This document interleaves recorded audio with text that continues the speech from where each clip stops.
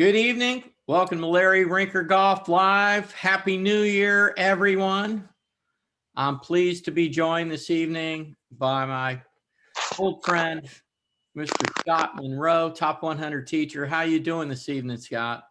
Larry, fantastic. Happy New Year. Happy New Year to you. Well, you know, a lot's changed since last March with COVID, and we've got opportunities we really haven't had in the past. There's technology that we didn't have 10, 20 years ago. So we have all kinds of things we can do. You have an app, the Swing Index app, you've done thousands of lessons on in 2020. We have Zoom lessons that I've been doing using V1 technology. People can send in their videos and we can look at them. So it's pretty neat that even with all this going on, we can still work on golf, and we're blessed that golf is, we're able to get outside. It's a safe place for us to be. I like that, Larry. It's safe, but golf, you know, the last couple of years, golf was on its way down. You know, we're losing courses in South Florida, they're building houses, and now all of a sudden, everybody wants to play, and they said, where are we going to play? Some of the public courses are booked out every day down in, just south of where you guys are. And now people have been playing for a year, and now they want to get better. Well, yeah. Or they've kind of played golf and other things aren't there. And they're like, you know what? I'm going to put a little more time into golf. I want to see how good I can get. I want to start studying this. I want to take some lessons. But it's pretty neat. You know, people have simulators. I did a Zoom lesson on Tuesday night with a gentleman that had a simulator. He can hit balls and in his basement. So we definitely seen a lot of this happening. You know, basically we had putting mats, you know, kind of things. I know you have a putting mat that you endorse that people can get. What's that putting mat? Perfect Practice. Perfect Practice. So that's something that people can get. Perfect Practice. So putting mat, work with that. But pretty neat that we are able to use technology, even though we're not able to be with people, that we can help. And it's really great with students that we've already seen, where we have video that we've taken of them that we can look at and we can compare it to their other stuff. But I think one of the cool things is with Right Balance, and what I use with Right Balance, that we're really able to identify some simple characteristics that if people see these characteristics in their swing, they're probably upper core, or if they see these, they're mid core, or they see these, they're low core. And I'm going to bring up some videos here from V1. And how long have you used V1? I have used V1 for quite a long time. And I'm trying to find it here. Geez, I don't even see it. So I'll try that share again. It's open. But let's see if it's there. Well, I'll find it. Maybe I need to minimize it so I can find it. But I don't know where it is there. That's crazy. Well, we can definitely talk about Larry Rinker Golf is on Thursday, 7:30 to 8 p.m. Eastern. Have weekly guests. And here is my guest, Scott Munroe, top 100 teacher. And this is some people we spent some time with last year during the PGA show. We can talk a little bit about Chai Chow and his Accelerates golf. We can get into a little of that money. But we can just talk about the upper core swing, your upper core, and tell our listeners what some of the characteristics are of an upper core swing. So with an upper core swing, you know, you hear, and we talked about this earlier about getting lessons. You get a traditional lesson. The upper core swing has a lot to do with the grip. It needs to be more neutral. when you set up your posture, your weight needs to be more on the balls, the balls to toes of your feet. Right. And when you start back, and this is why we were talking to Chow, is sometimes people get stuck. So it's starting back with your right hip, getting your back to the target, and then slinging your arms. You know, I'm a lefty as you are, playing left-handed. So there's a tendency to want to go this way. And I think when somebody says turn your left hip, the problem is your upper body could go with it. So not getting the club in the right slot. And Right. and then verticals. You know, if you look at a lot of these long drivers using verticals, when you're slinging, when your arms are coming down, your body's coming up. Right. Well, here's one of the fastest guys pound for pound ever, Jamie Szydlowski, and he's mid-core. We're going to see him rotate into a jump. I was on a V1 forum webinar on Tuesday night, and they said they've had Jamie on, and his left foot literally is off the ground. There's not really a trace. That foot leaves the ground when he hits the golf ball. I played with golf with him a couple of times, and I think he just teed off with a hybrid and hit it like 300. I said, yeah, just keep doing that. But it's interesting how the hips kind of stall as they jump. Yes. And we definitely see that with Justin Thomas. So if we look at Justin Thomas, here's a guy that rotates into a jump. And one of the big differences between a low and a mid-core player is how they use the ground vertically. And you can see Justin is barely on the ground, barely touching the ground here. If you look over here at the pressure mat, look at this. He's barely touching the ground here. He has what they call the Z trace. If you watch his center of mass or pressure, you could see it going towards his right foot as he goes through into impact. And you see that with guys really that are pretty long pound for pound money. Yep. And then if you look at a Jordan Spieth, who we believe is low core, you see his left hip turning and you see his weight in his left heel. And you're not going to be able to jump out of your heels like you can if your weight is in the balls of your feet. So a big difference. And when we watch the tournament this week from Hawaii, PGA Tour Tournament of Champions, that we're going to see, and they actually have other guys in the field this year due to COVID. Mm-hmm. A big difference you'll see. And low core players, we don't see too many, Dustin Johnson, Jordan, but the tour average swing are guys that are jumping. But then you throw in a Webb Simpson, who's upper core, and you see him, and now you can see he's hardly rotated at all with his hips. So you go from Spieth as a low core to Justin Thomas as mid to Webb Simpson as upper. It's pretty interesting. So the things I look at when I look at video to determine if somebody is upper core or not. Now I'll show a young man that I worked with today, but you're going to see an upper core player should pivot around their left leg, and we worked on that. There's a good pivot. You are going to see the right elbow behind the rib cage, which means they're going to release early.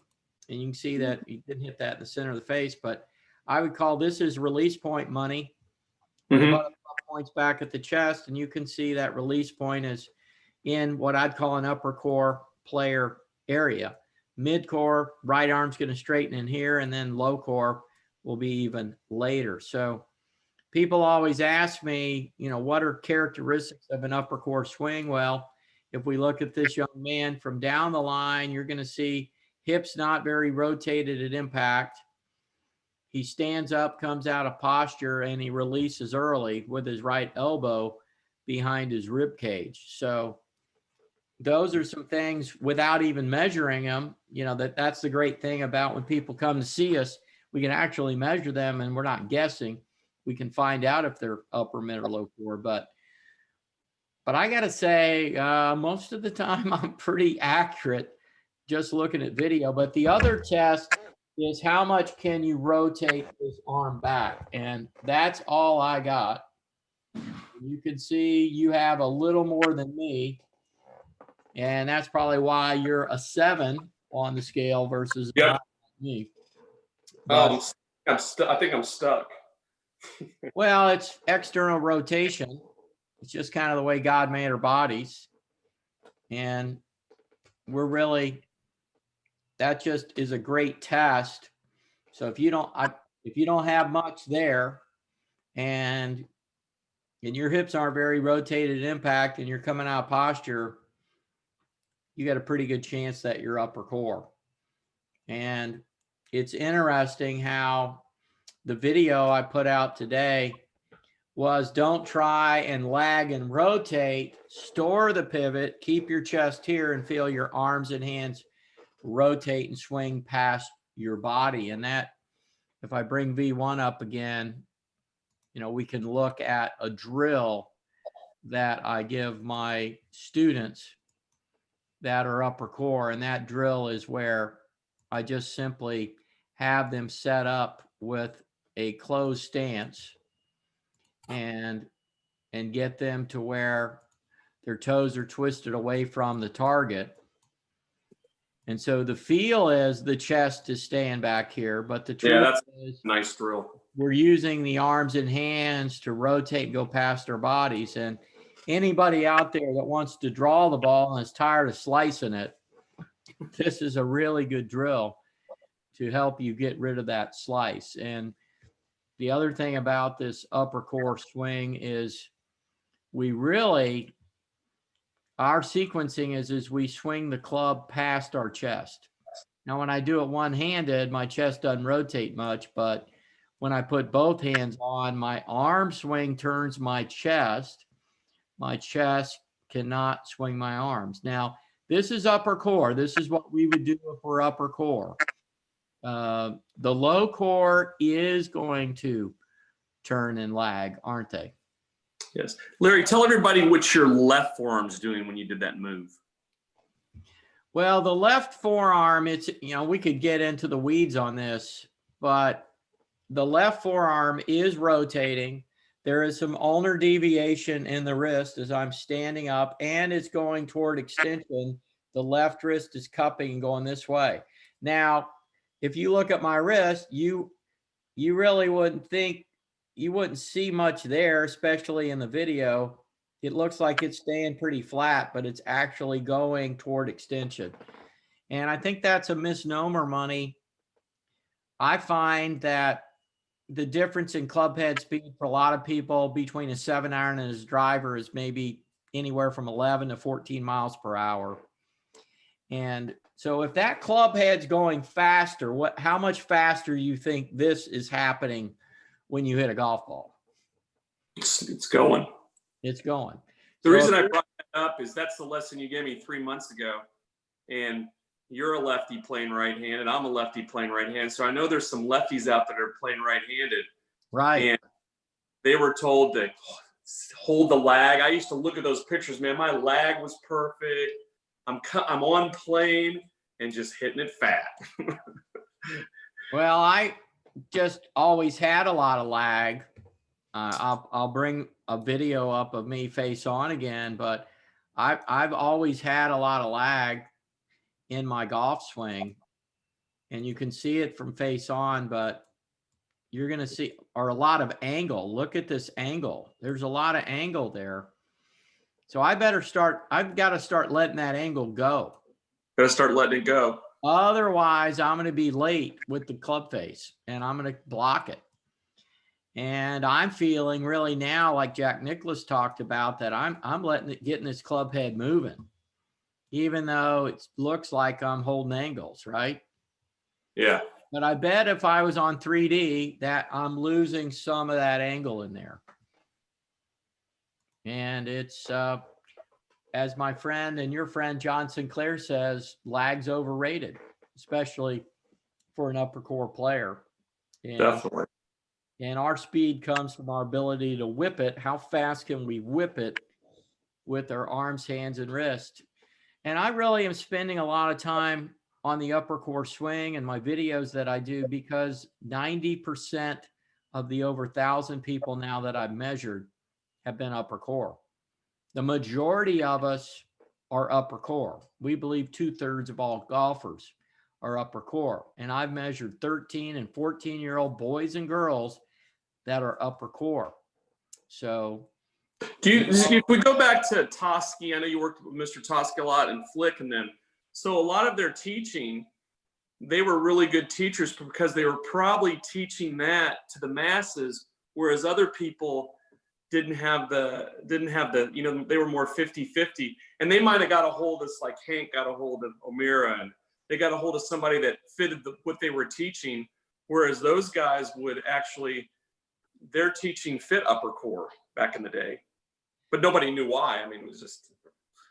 Well, Peter Costas has been out to see Dr. David Wright, and he knows all about right balance. Well, that's great. And I asked him, how did you guys come up? Because basically the Golf Digest schools of the 70s and 80s, with all the Hall of Fame teachers, whether it was Bob Toski, Jim Flick, Jack Lumpkin, John Elliott, Davis Love Jr., John Jacobs, all these teachers, they basically were teaching people how to swing the golf club with their arms, hands, and wrist. I mean, I saw people on the range today that they looked like they kind of knew how to play, but I could tell they didn't really have any idea, or they were not that skilled with controlling the golf club with their arms, hands, and wrist. And the young man that I brought up a little bit, we really had to work on him. He's got a lot of speed. He had 107-mile-an-hour club head speed, but he didn't know where it was going. And so we did a lot of just little drills, hitting, you know, trying to hit the ball 60, 70 yards, slowing it down so he could actually finally get a handle on what his arms, hands, and wrists were doing. So he's getting center contact and he's going slow and then working his way back up. Yeah. But Peter Costas said what they figured out is that's what they had to do to get people to improve. So for them, it's kind of trial and error. And I think that's one of the cool things now with right balance is now we have 3 swing models, upper, mid, and low core, that 98 or 9% of the people fit into. And so when we can diagnose what they are, we know what the setup and swing characteristics are, and they're pretty simple things to do. But unfortunately, too many upper core players believe they've got to rotate their hips more, stay in posture, lag the club more.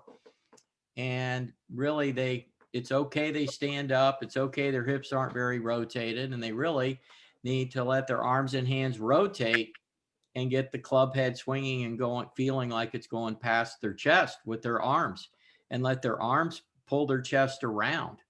And I really believe that's what the Golf Digest schools did, because when I worked with Toski back in 76, my first lesson, you know, we always want to have new golfers learn how to draw the ball, how to close that club face to the path. And I was swinging way too into out and hooking it. And Toski taught me, as a left-hander, if I kept speed in this left arm as I hit the golf ball, that I wouldn't hook it. And if there's a secret in golf, that's it. Yeah, and I was the exact opposite of you. I'm pulling it down open, so mine's going right to right to right. So when you told me last year, okay, I want you to feel like you're rotating your forearm to keep the speed, I was the exact opposite, because when I play left-handed, I hook every ball left-handed. Really? I'm an, you know, like an 18 left hand, I can't hit anywhere, but every shot left hand, it's a draw. I draw every shot left-handed, but when I play right-handed, I hit everything left to right. So knowing what to do, like, again, like you said, we could talk for hours and hours, hands, wrists, and arms. All the old guys used to say, interview them, you know, they have a cigarette in their mouth. They go, what do you do when you draw it? They go, what do you do when you fade it? They go, they go, what does that mean? Right. No, but I think that's kind of shaped, a lot of players shaped draws with their arms and their hands. It's kind of like you take a bucket of water and you're tossing it out. We've seen that word picture in magazines for decades, but it's really these arms and hands, you know, the left arm supinating and the right arm is pronating as we go through. Just think of it as rotation. And, you know, a lot of people don't realize that the arms rotate as they go through impact. And it's very important to understand that. And the beauty is if the left arm keeps speed, and this is what Toski told me, I could try and duck hook it with my left arm and hand rotating and closing the face. And if the left arm and hand had speed, I couldn't hook it. I couldn't hit it left. That's a nice thing too, when you're aiming left and it doesn't go left. Well, yeah, but it's kind of nice to stand on a hole like 18 at Pebble Beach with the Pacific Ocean on the left and dare it to go left with the rotation and closing the face, and know your left arm's doing its job and there's no way it can go left. That's when you've got your swing. That's a good example. And mid-core players can feel their chest rotating with that left arm to keep it from going left too. That's a remedy for them. And DeChambeau, you know, he 40 pounds of muscle, all that extra club head speed. And I guarantee you, I saw him in the US Open. He was doing some stuff with his arms and hands. And now that is a magnified speed when you're swinging that fast. So well, he's done something that's really never been done before. 80% of tour players that swallowed the pill trying to get more club pad speed and change their swing, next thing you know, they don't have a job. Yep. And we could name names. Or they have a job, but they're no longer a world-class player. And yet, not only did Bryson DeChambeau gain yardage, he gained 40 to 50 yards and almost over 20-mile-an-hour club head speed. That's never been done by an exempt player on the PGA Tour. And then he wins a US Open after doing it. You know, I was listening, they were on the Golf Channel last night. I was listening, and his trainer there, they were saying, he goes, I don't think anybody else could have done what I wanted him to do, like how hard he worked out. Right. And we've had people over the years that have worked out, but not, and Tiger put on some muscle, but not like that. Now, I remember when Tiger was at Stanford and he started putting on, there was a period of time there we put on 20, 25 pounds of muscle in probably, I don't know, 12, 15 months. So he definitely got stronger. And, you know, it's kind of nice if playing golf's your job and you've got all this time to do this stuff, you know. Well, I'm going to work out for 4 hours every day. Yeah, and then go hit balls for 7. No, it's I really believe that hitting balls, because a lot of people are trying to get more club head speed, but I really believe just striking golf balls and hitting golf balls on a regular basis, that strengthens your golf muscles for you. And I believe I don't have the speed in my swing that I used to, partly because I'm getting older, but the other reason is I don't hit the balls I used to hit when it was my job. It's funny you say that. I saw Lizabel one time, and I think we were playing in Australia. It was in New South Wales Open or the Australian Open, and he hit. I knew his caddy too. He just hit 300 drivers in a row. And what? I asked. He just one after another. He goes, crazy. I don't need to work out. That's the workout. And I go, yeah, I can see that. Yeah, well, it really is that's why I like, you know, Hank Haney always said, take 100 swings a day. But I think that's what people need to do. So if it's cold where you're at and you're not able to get outside and play golf, find 2 or 3 times a day and take 20, 25 swings and just keep those golf muscles active. It's always cold where you're at, not where I'm at. We're always a lot warmer. Well, you're always a little south than me. Down there at the Boca Hotel. It's a little warmer down here than in North Florida. But, you know, it's pretty cool with technology now. You've got the Swing Index app. People can find you. Scott Munroe Golf at Twitter. Scott Munroe Golf at gmail.com. but you've got really AI, so you're able to really talk like you and I are talking with your students. They can hit balls, you can make adjustments, and it's pretty neat, isn't it, that you've talked with people probably all over the world in the last year, helping them with their golf game. You know, it is. And I've got one kid, he's 15, he's in South Africa, and we've spent, you know, probably a couple hours every week, and he's really come along and he wants to come over here and play college golf. And it's, you know, I just can't wait someday to meet him, actually meet him. And I think it's exciting to meet somebody that you just had online, and then when you do meet him in person, it's like, you know, like, hey, it's good. And again, like you said earlier, Larry, it's you know, this year is hopefully is going to be a lot better. I know that we're getting the antidote down here in South Florida. People have been taking it. A lot of my students are older. Everybody feels good, and everybody's got more confidence and stuff. And you know, and so many people are playing golf. I think teaching is about to explode because people have been playing the most golf they've ever played last year, and now coming into the future, people, I think golf's going to have another boom. Yeah. And I really think we're going to have a boom here in Florida. A lot of people are moving here. Baby boomers are moving down for the weather, no taxes. We're open, you know, people can go out and do things. And, you know, golf, being able to play outside is really great. And, you know, it's just, as I said, we're blessed. We're in an industry that we're able to do that. You know, there's other people really hurting out there. Our prayers and thoughts are with those people that are really struggling. We hope things can turn around here pretty soon. We hope, you know, the vaccine is going to work and that we get this behind us, hopefully at some point here in 2021. But Scott, it's always great to have you on the show, my friend. Great to be here, Larry. You've always I want to shout out about enlightened us, you know.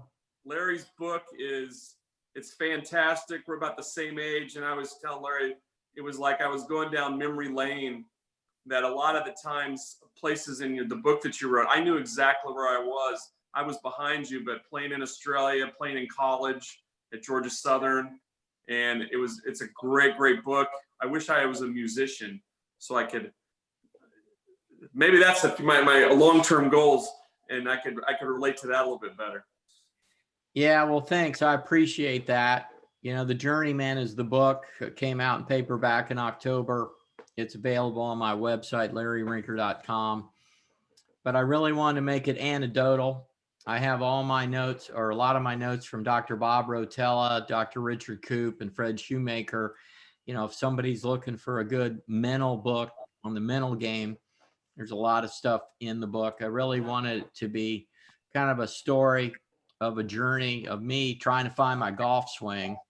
And now that I know I'm upper core, I understand how my swing works. And I got a really nice note or email today, Scott, from a PGA professional in Texas, and told me he's won these tournaments and done some pretty cool things. And he's so happy now that he's not always on this search for how his swing works. And now he understands how his swing works. And, you know, it's just a matter of tweaking. Okay, it's going a little left and be a little more there. It's going a little right. I'll close the face a little bit.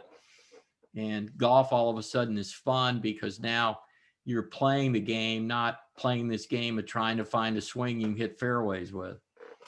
That's awesome. Yeah, so pretty neat. Well, Scott, always great to have you on Larry Rinker Golf Live. We're on Thursdays, 7:30 to 8 p.m. Eastern. Till next week, keep swinging. Thanks, Larry.